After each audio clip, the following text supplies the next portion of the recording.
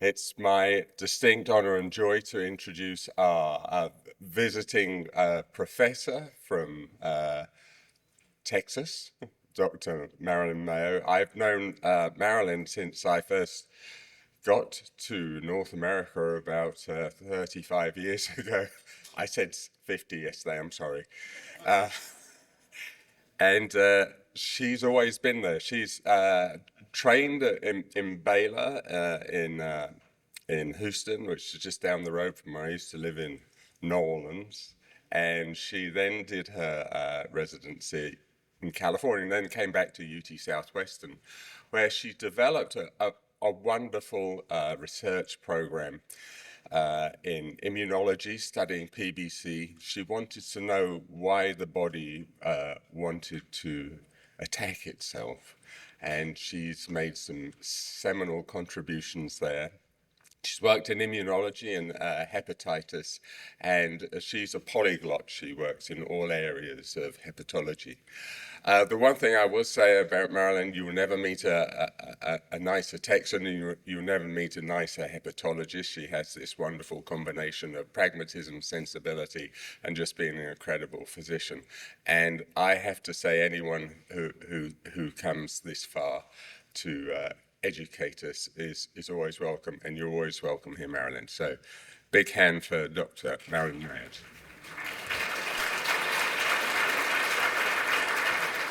Yeah, I didn't bring my boots, so it is a long walk. But thank you, Andy. That was a very, very kind introduction. This morning, I'm tasked with telling you about all of PBC, the past, the present, and the future. I'll try to distill that down to 30 minutes. What I wanted to do is start off sharing some pictures with you of my father's recent 100th birthday party.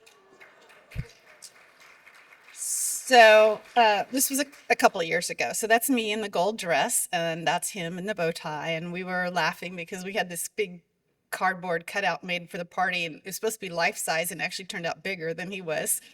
And then you can see on the other side is my father with my two children, Ethan and Nicole, who are both in their 20s. So my father was born in 1923. That makes him a member of the greatest generation. He grew up in the Depression. I'm an early Gen Xer, and my children are Generation Z. And so what I hope to distill for you is kind of the changes in PBC over each of our generations.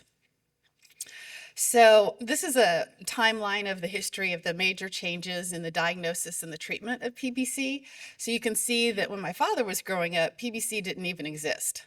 Well, it probably did exist, but nobody knew it. They were too busy working hard to get themselves out of the Depression to notice.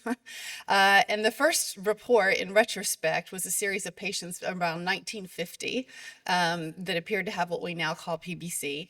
And for hepatologists, the first major report which we recognized and learned about what is PBC was from Sheila Sherlock. She described 42 patients, and this was in 1959. We didn't have a way to really diagnose this until the 1960s. We then had our first blood test, and then liver biopsy came along. And then in the 1980s, we had liver transplant and our first treatment. And there was a little bit of a gap in terms of new advances for PBC. And then here in the last couple of decades, we've had additional treatments. And I'm going to go through some of these in a little bit finer detail. So that very first case series that Sheila Sherlock described in 1959 was 42 patients. And if you do the math with the average age of diagnosis around 50s, those would have been patients that were born in like 1907, but didn't get really discovered until the late 50s or named. 20 out of the 42, so half of them had severe itching. I would not be surprised if almost all of them didn't have some degree of itching. And the majority of them were actually diagnosed through surgery, because that was the only thing they could do, was open up the abdomen from the top to the bottom and explore in the bile ducts and make sure nothing was blocking it, and then come to the conclusion that this must be PBC. 26 out of the 42 had xanthomas, which is something we really don't see much anymore. If you don't know what xanthomas are, they're little cholesterol deposits. You can see a picture of one of my patients who presented late who had some of these. They look a little bit like warts, but they're actually cholesterol deposits and can get better with treatment of the underlying disease. And Dr. Sherlock also noted that a lot of these patients had very thin bones and lots of vertebral fractures and rib fractures. And so the link to osteoporosis was made very early on. And all of these patients died in less than 10 years after their diagnosis, somewhere between 4 and 10 years after their diagnosis. It wasn't until 1965 when we had the first blood test for PBC. And that was when they discovered the AMA, or the antimitochondrial antibody. This was a landmark study where Walker described testing the serum from the blood of patients with PBC and found that there was this reactivity to something in the cytoplasm of the cells. You can see it lighting up very bright green here, and it was actually the mitochondria. And 32 out of 32 of the PBC patients had this reactivity, and none of the controls. So no cases of duct obstruction. They had cases with drug-induced liver injury, viral hepatitis, people who were cholestatic with ulcerative colitis, which we probably now would recognize as sclerosing cholangitis. None of them had this reactivity. So finally, we had a way to diagnose this test and to diagnose earlier. And at that point, the life expectancy was closer to 10 years, but we still had no treatment. So in 1967 was when we started using liver biopsies to diagnose PBC. Liver biopsy was a technique that wasn't around in the 40s and 50s. In 1958, Mangini was the one who developed that biopsy needle you can see a picture of. Many of you've probably seen it in person. It's not just a long needle. It has a little wire inside of it that prevents the tissue from coming up into the syringe and getting broken. And with this needle, you can biopsy a lot of things. You can biopsy a kidney, a liver, a breast. And so tissue biopsies became popular in the late 1950s. And around 1965-67, that's when we had our first description of what a biopsy would look like in a patient with PBC. And what they described were some characteristic features. One, they called a florid duct lesion, which just meant you could see the tiny little bile ducts under the microscope that were being destroyed by inflammation.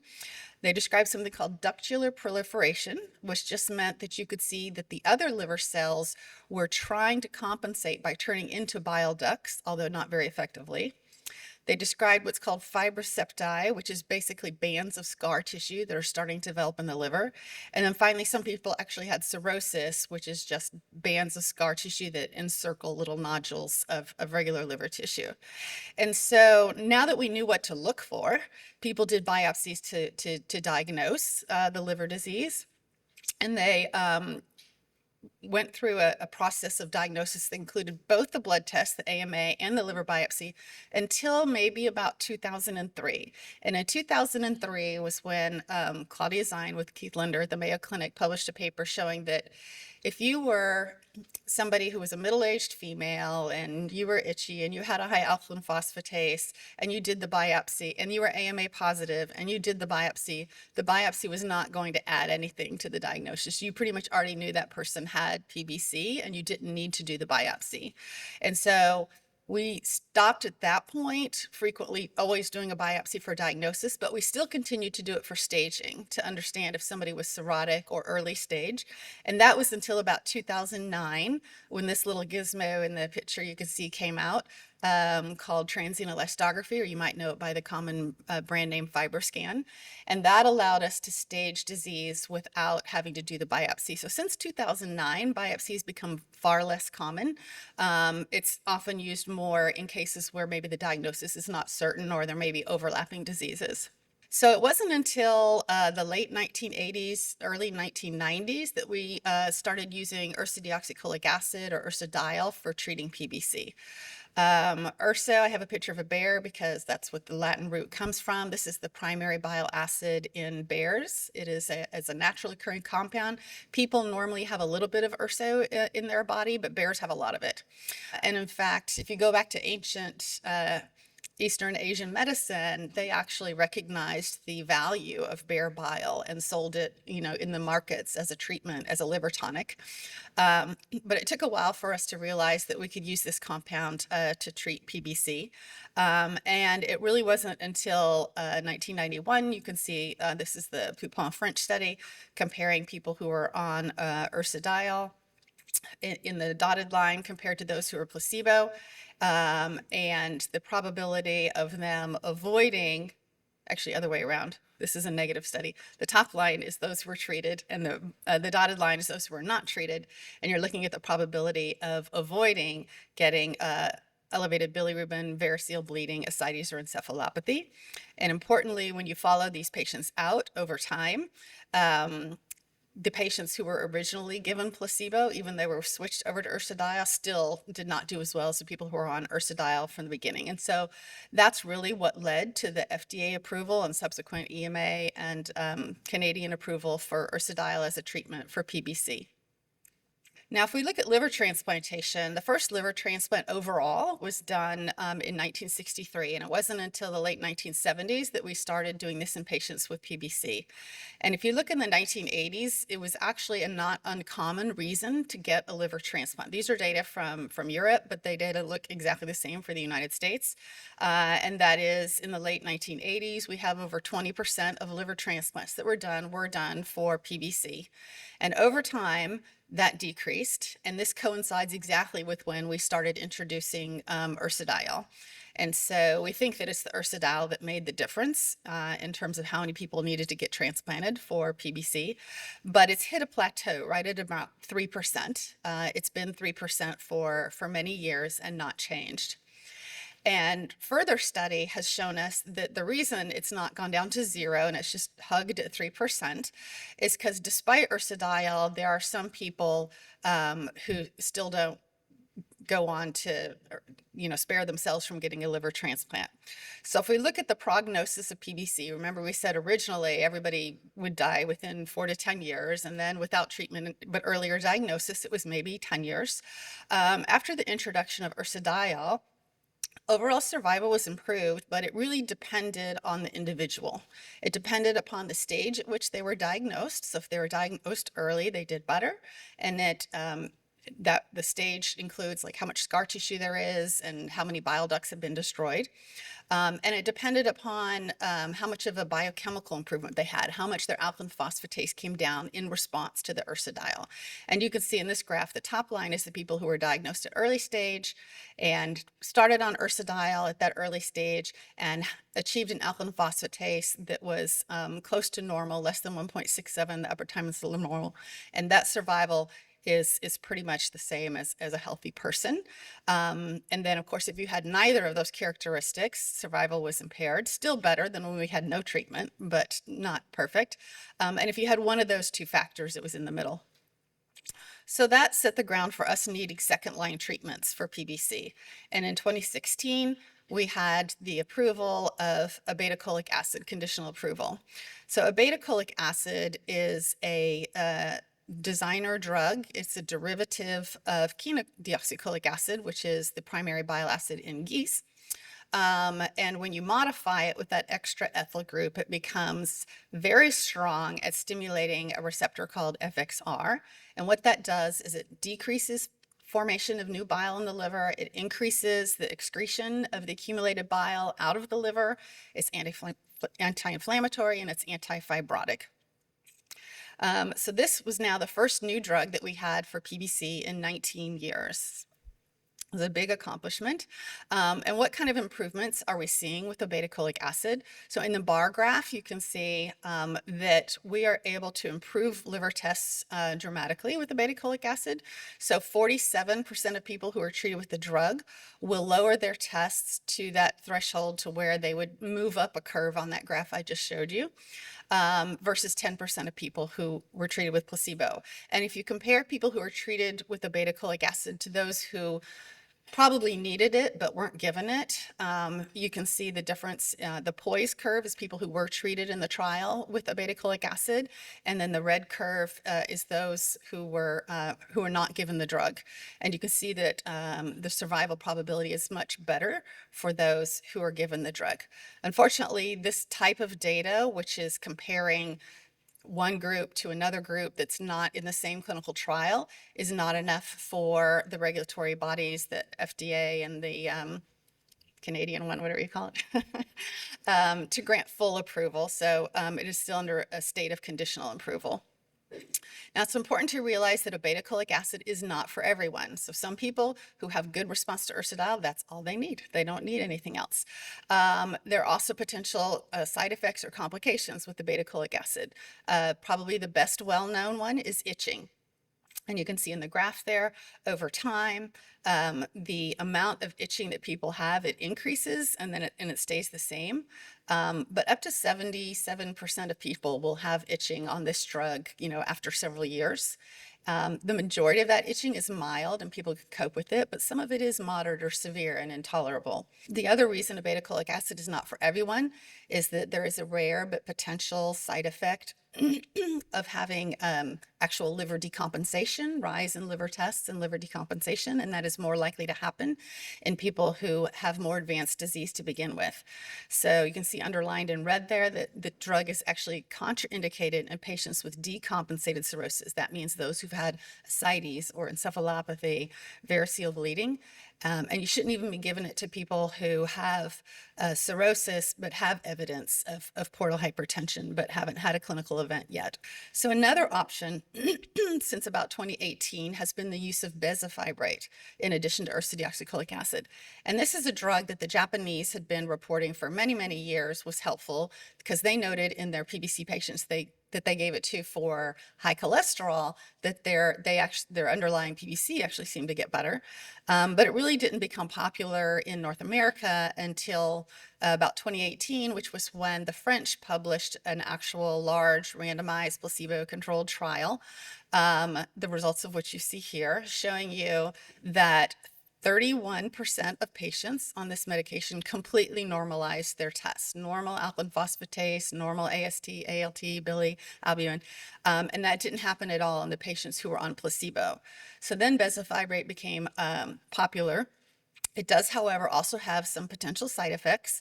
The most common would be muscle aches, which can happen in about 20% of patients, and also increase in creatinine, which is a blood test that can either indicate increased production from muscle, or it can indicate like worsening kidney function. So this is a medication that's sometimes used in off-label in countries that have it.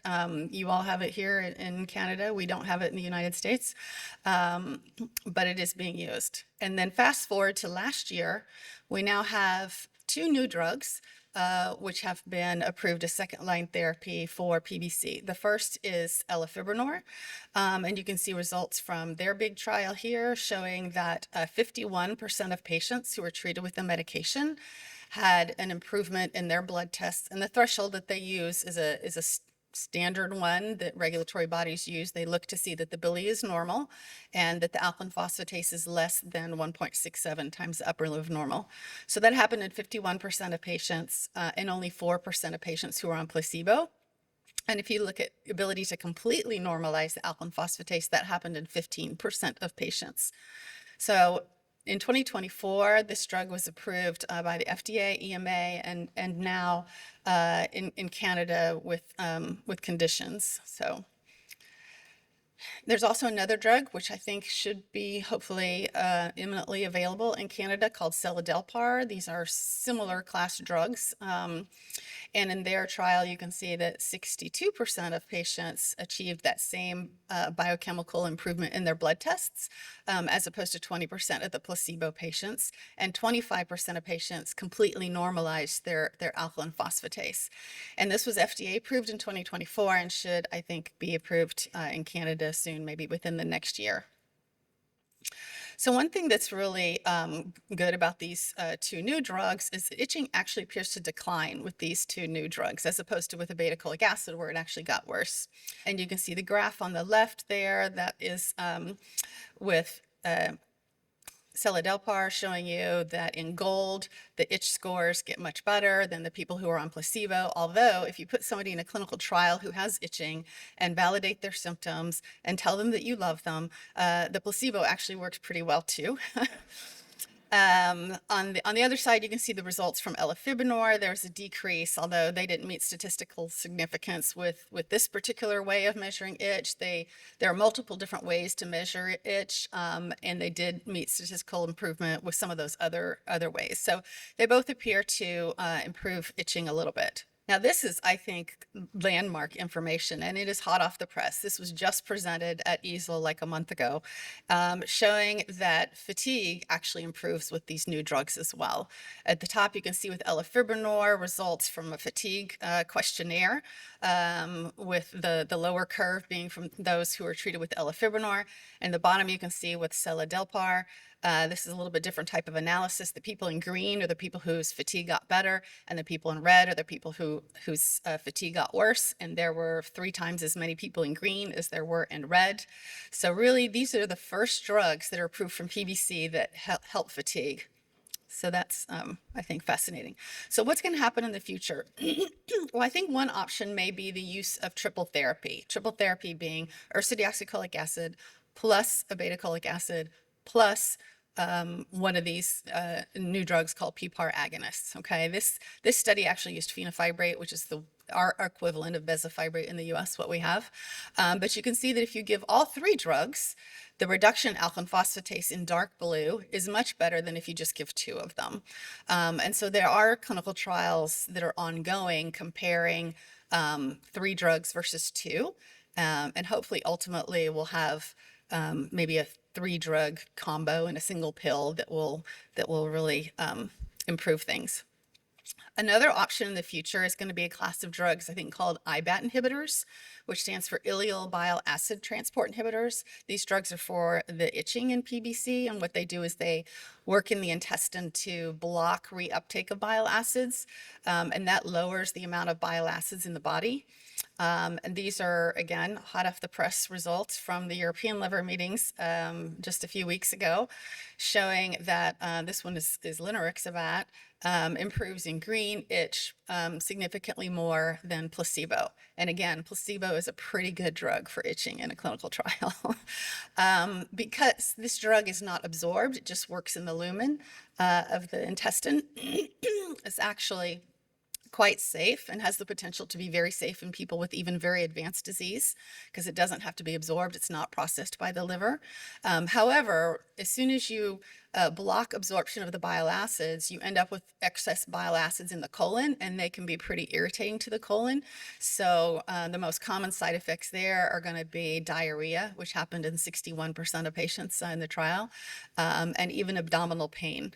Those do abate over time, perhaps as the excess bile acids are flushed out. No pun intended with the word flush there. But it is something that people have to be aware of. What's exciting now is so our new drugs that are in clinical trials. There are 2 IBAT inhibitors. I mentioned linerixibat. There's also volixibat that are in clinical trials to treat itch and PBC. There's also a drug that's works on the nerve cells called golexalinone, which is specifically being tested to treat the fatigue in PBC. And this is a Swedish drug that's being tested in Hungary. They have an early phase study. It was on hold for a while because they had some issues with the capsule manufacturing. But I saw in the news that just last week they've resumed their recruitment and they're on track to study this again. And if it's successful, hopefully we'll bring trials to North America. So to summarize, in the past, PBC was diagnosed at late stages, there was no treatment, and it was almost always fatal. PBC, after a while, could be diagnosed earlier when we had the blood tests and the liver biopsy, and then we had treatment with ursodiol, and that actually improved our survival. Where we are in the present is that we now have an array of second-line treatments that improve liver tests even more, and there are some new treatments that actually modestly improve itch and fatigue. But what I see in the future is that we may be doing combination second-line therapies, and that we may have new treatments that are specifically directed at just managing the symptoms of PBC. And so I'm going to leave you with a picture of myself and my daughter at her last birthday. She turned 26. She's a full-fledged adult now, although she's a little bit young for the typical age at diagnosis for PBC. My hope is that for her generation, we will know exactly what causes this disease and we will have a cure.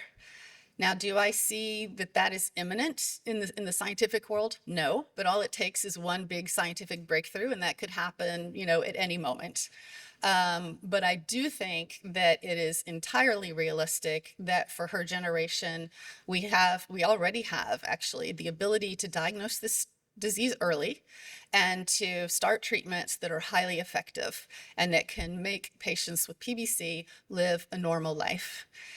The issue, I think, and the challenge in the future is going to be access to getting diagnosis early, access to all of those treatments. And that's where, entities like the Canadian PBC Society are extremely important. So,